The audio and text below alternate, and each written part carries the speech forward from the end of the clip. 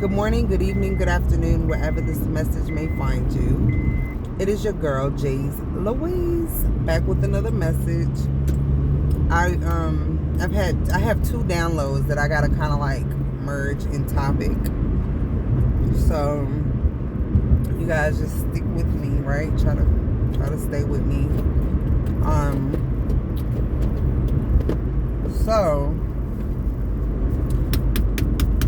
The first one was second chances, right? I'm gonna just touch on it real quick, because second chances, right?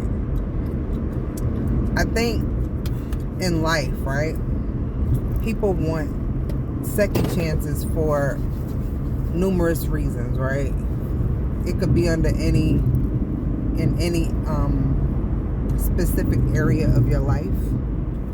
It could be love. It could be, love and romance. It could be you as a parent. Maybe you messed up with your child growing up, or vice versa. Maybe you're the child in a relationship, and you and your parents, got bad blood or something. Got bad blood or something like that, or maybe you had a job that you really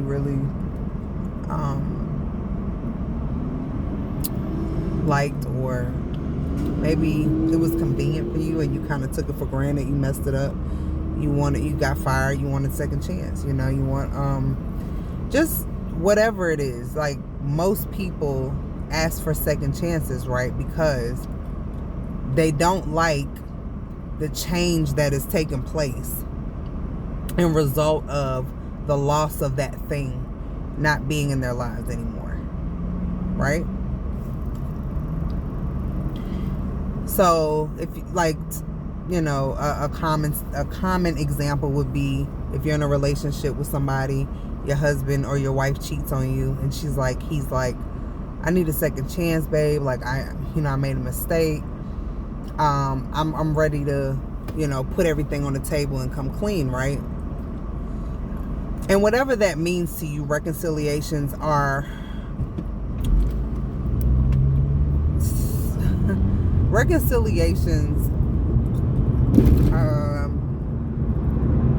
usually are not what they're supposed to be, right? And when I say that, I mean, when you come into a meet with someone, and you're trying to have a meeting of the minds where you guys are on the same page and you have an understanding, right? When you're trying to do that, you gotta really be on the up and up. That's what a reconciliation is. A reconciliation does not mean you come back and you just do the same thing that you've been doing and then expecting different results, right? Like, that's not what, like, you can't be like, oh, I got caught up and now my water's cut off. You know what I'm saying? If some shit is cut off, it's cut off. And usually, again, if we use it in the term of a relationship, people want second chances, right? But when you have a second chance, that doesn't mean you come back with the same bullshit that you was on to begin with. Like, a second chance means, like, if you be like, God, just give me a second chance, I promise, right? God knows 9 times out of 10, if you give, like, he's all knowing. So 9 times out of 10, if he give you a second chance, like, and then you're not ready, he already knows you're gonna fumble the second chance. So why are you asking for a second chance? You see, most people need to go within and regroup. Go within and really regroup and really identify where you were wrong in whatever areas, that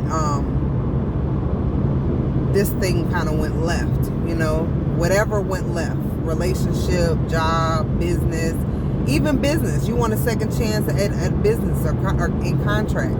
You got to identify the original problem then you got to make sure that you got a plan of action to make sure that shit don't be repeating itself. Because nobody wants to give you a second chance at anything, including God. Okay? If you haven't even identified the problem. That's like you saying, oh, I'm going to fix your car, and I give you, you know, I try you out for size. Like, I let you fix my car, and then I pull out, and then, like, not even, I want to say days later or weeks later, the same problem that you said you was going to fix has reoccurred and surfaced, and here it is. I have gotten nowhere with,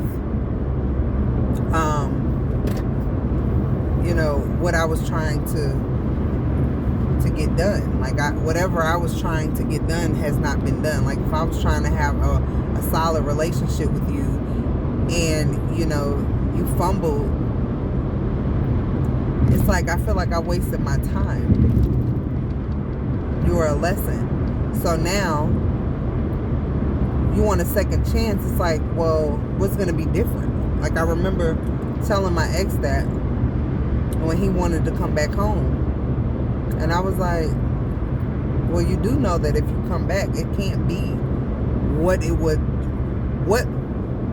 like, do you want to do that? Because I don't even think you're ready. You don't even think you're wrong. So how in the world could I give you a second chance? Because you don't even know what that entails.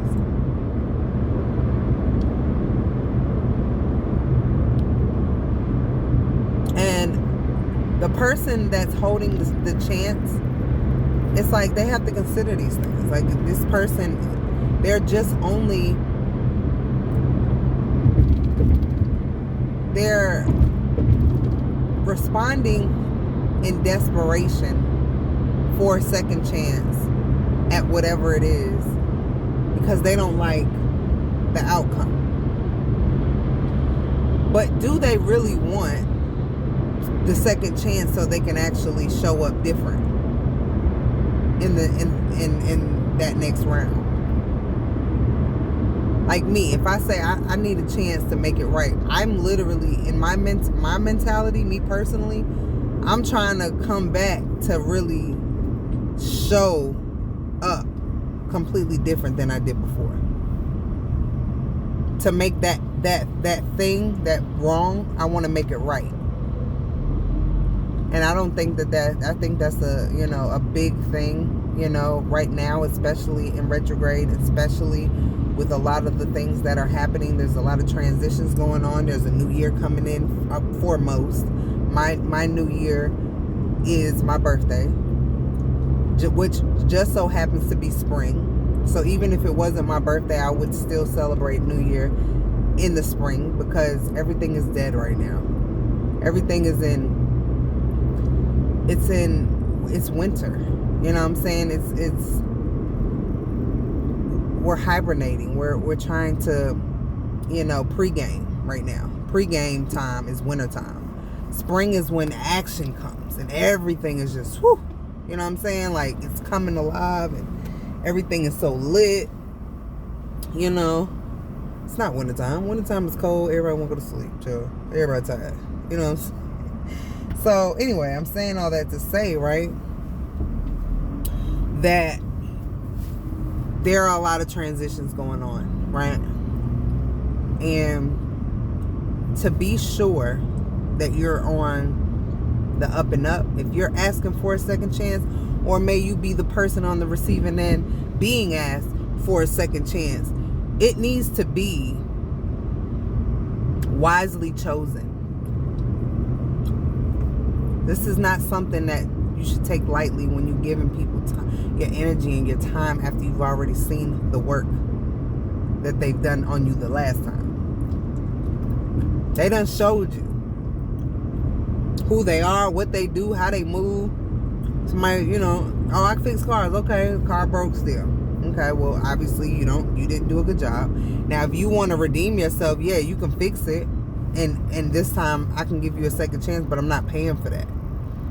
I'm not putting all my energy into what you're trying to show. Yeah, I'm sitting back watching to see what you gonna do. You know what I'm saying? If I feel that that's worth that time. You can tell, you know, you can pretty much tell where people are at. But anyway, the other download was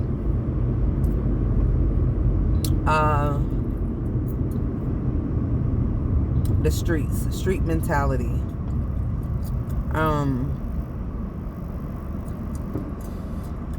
So that particular subject, right, I think that came to me because I was thinking about why we create habits, certain habits, right? And when you are living a certain type of lifestyle, right, you create belief systems, right, and codes. And it's just a lot of false narratives, right, that we have came up with as people that have certain backgrounds. Anybody who is from any kind of street mentality, comes up like from a street background, street mentalities, right, from relationships to how we get money, to how we manage money, to how we view the world. It's a completely different thing. It's like one big box, if we could be completely honest, that we create, right? And I only wanted to touch on this subject because I want us to go back. The people that's trying to work and evolve, you know, I'm not talking to nobody. If you're not watching this video and you don't understand what I'm saying, that's fine. That doesn't mean that you're there yet. You're not you know, you're not ready. And if you're not ready, it's nothing wrong with that. It's nothing wrong with that. It's just like a habit that you have, smoking. If you're not ready to stop smoking, that's fine. That's fine. This is not for you. The work that I do, I'm a plant-based chef. If the clients that I work with, if you're not ready, I'm not the police. Like, I'm not gonna say, oh, you have to do this today. I do that with the people that I care about. I do stay on them. I'm still not trying to tell you what to do. I'm just telling you, when you're ready, there are certain types of things that need to happen, and there's things that need to be switched over and changed and moved out of the way. It's a lot of work. A lot of work. And this is all inner work. Your perception and how you deal with people, how you think. Like, even the entire thought process of any man or woman that's from the streets is completely backwards. And it has set us back generationally. Like, my generation, the wealth is not there. It's a lot of, I'm not going to say all of my generation. I'm just speaking about a mass majority of it.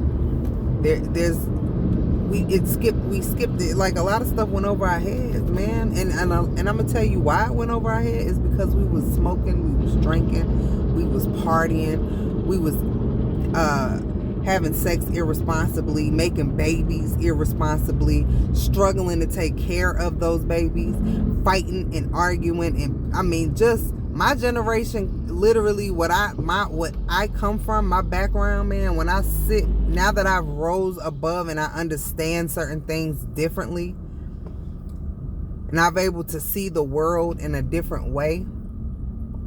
Like Wallow, he always does a lot of videos on that. He did, I think he did 20 years. Been trying to get Wallow, if this video ever lands on your feed, I need you to call me. All my information is in the description box below.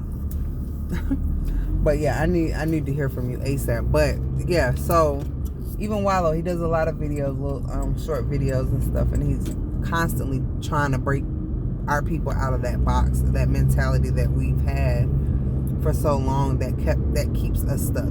Because honestly, we could talk about all this slavery stuff, and I don't get into politics, and I don't do debates. But to be perfectly honest, like, I mean, we are living in our own mental prison, especially if you come from where I come from, or you come from dealing with the type of people that I used to deal with, or if you come from being in neighborhoods, or just, it's a suppression. It's a real big, huge weight that you carry around. And I just want you and I know somebody's out there, and they're kind of like they're on the fence, and they're kind of like trying to break out of their old skin and, you know, move in the direction that they want to go in, but they got all this stuff that's like, it's in the way, and it's pulling. It's very pulling. And I just want you to reflect and take a look and identify with those things that I'm speaking about that are hanging on you, that are causing you to stay stuck in something that you don't want to be in anymore. Because this is all mental. We don't have to be there. It doesn't have to be this way.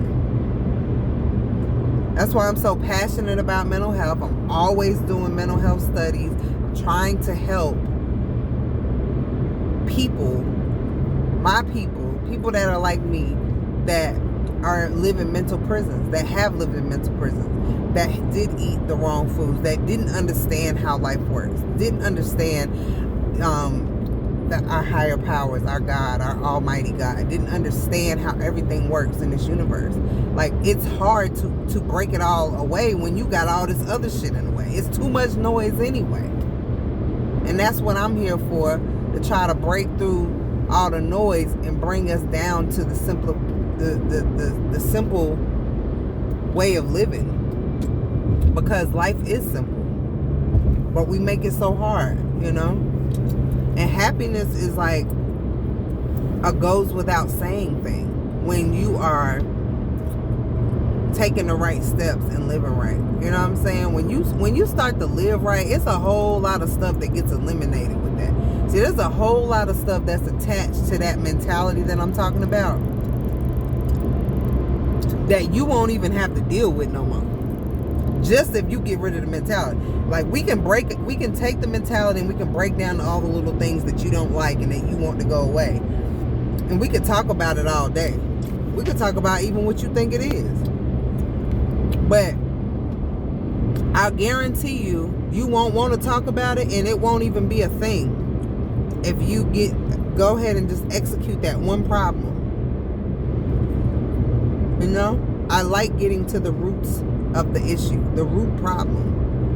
And the root problem is what gets away it's attached to all the other little petty things that you don't like in your life. Mental health and mental awareness, like, people live in illusions, man. And I'm asking you, take a look at your life. What illusions are you living in? Are you living in an illusion? Do you believe something that is just not realistic? Do you really believe something that is keeping you stuck? Do you believe in something so wholeheartedly, hands down, will die by it, that's keeping you in a place that you don't want to be in, that you hate? Well, you're not even happy. Like, you're literally thinking this is normal to be unhappy. You think it's normal to be fat and out of shape. You think it's normal to not be able to breathe. Just breathe. Breathe. Because you can. Every day you can choose not to live in the hell that you have created. And I'm telling you, from somebody who lived in her own hell for a long time. I practice that thing. Like, I'm talking about every day. Every day I wake up. Alright, today, like, for a long time, I used to get up mad. I used to get up and be mad. How do you get up and be mad? How you mad when you first open your eyes? Nothing happened yet. Or you might be still mad from what happened yesterday or whatever, right? But it's like, what? Why are you mad? You know what I'm saying? These are things that I'm saying that we need to really, really reflect on. That street mentality is to be, man, if you knew how much of that is attached to your fucking downfall, you would slang that mindset. I'm talking about goddamn, I'm talking about, boy, the worst, whatever you ever felt like doing to a nigga. That's what you would do to that mindset that you keep holding on for dear life because it's something that you're familiar with, something that you think you know is a piece of your puzzle. It's not. It's not. It's hurting you. It's hurting you. It's a hindrance.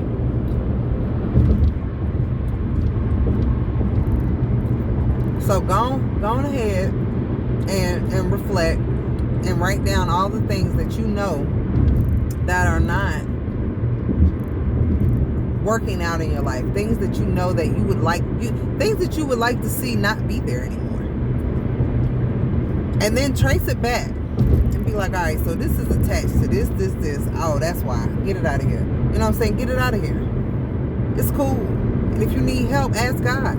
I'm telling you, God is ready. He's like ready all the time. He sits on ready. He just be waiting on you. He's like, oh, you don't get it. You don't get it. Just like your son. Say your son, you got a brand new car for him that you want to give him for his birthday or his whatever. And you see that he's mentally not ready to take care of a vehicle, right? We all know that taking care of a vehicle, there's a lot that goes into it to keep it running and keep it in good shape. If you give it to him prematurely, he gonna fuck the damn car up, period. He gonna fuck it up. Because he don't even know what's going on. He don't even know how to keep it okay, right? So that's like God. He like, man, I want to give this to you, but I just, you're not ready. And nobody wants to hear that. And everybody, especially when you're going through some real stuff, you be like, man, I don't want to hear that right now. I need somebody to help me. I need some money. Somebody need to send me some bread. Like, you be so like, you don't want to hear nothing but, oh, I won the lottery. Oh, that's what every nigga want. Oh, look, I just want to win the lottery. But like, what are you gonna do? Have you even mapped out what you're gonna do? If you had the money if you could go pick it up tomorrow, do you even know what you're gonna do with it? Like, have you even mapped this shit out yet to really understand what's next? What to do with it? To whom much is given, much is required. Another saying that goes over people's heads. But anyway, I want you guys to take in consideration of what's going on at the top of this year in your life. Don't even worry about other people's lives. I mean, you can worry about your loved ones, but it's the man in the mirror. Michael Jackson had that shit right. Your light, once you get you right, because trust me, your backyard ain't clean. You got shit in your trunk. You got stuff in your glove compartment that's old and be thrown out. Clean up. Clean this shit up. Be a light and an inspiration for someone next to you that's watching you, your children, whoever. And just pay attention, you know? And help where you can. Like, this is not easy. You know, but don't hold on to every little thing that you don't like in the world and all this shit. Have all these debates and sit around and talk about shit you can't change. Like, you got a lot of shit in your backyard. You sitting there talking about what the fuck the government doing. Get that shit out your backyard. What's going on back there? You know what I'm saying? That's the stuff we need to be talking about. But don't nobody want to talk about these things. They want to talk about other people's shit, not they shit. That street mentality's got to go. And understand what second chance really means. Because I know I do. When I ask God, I be like, God, please give me another chance. Okay, I messed that up. If you give me one more chance. And I know I'm consciously asking for another chance, y'all. But I know what I'm going to do with my second chance, though. I'm not asking for a second chance so I could go get rental cars and buy Belvedere and have big, tall bottles on it. I already did that when I was little.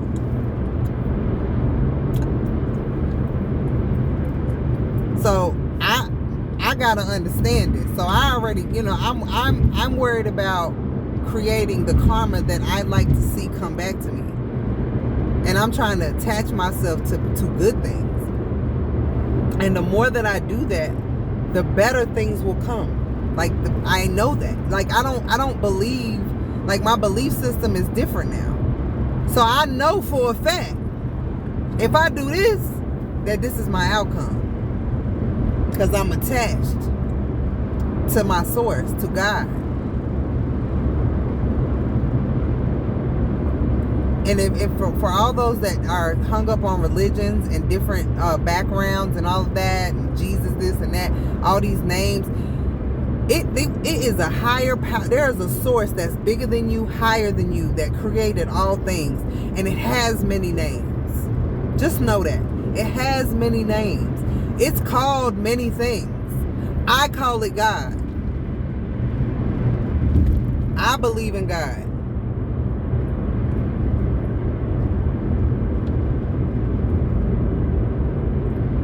And I know that he's a sure thing. So when I hear the downloads and he like, don't do that. I'm like, oh, okay. I don't even for what? Question him for what? Because every time I don't do the stuff that he say, or the things that I'm being told through my intuition or through my spirit, because I'm attached, when I don't listen, I always crash. Always. And you will too. You will too. But, you live and you learn. So, I hope you guys like the message. I hope this helps on your journey, we're all just trying to heal every day. So, if you're not trying to heal, then you're in the wrong place. I can't be around people that aren't trying to heal. Period. If you're in denial about what's going on, really going on,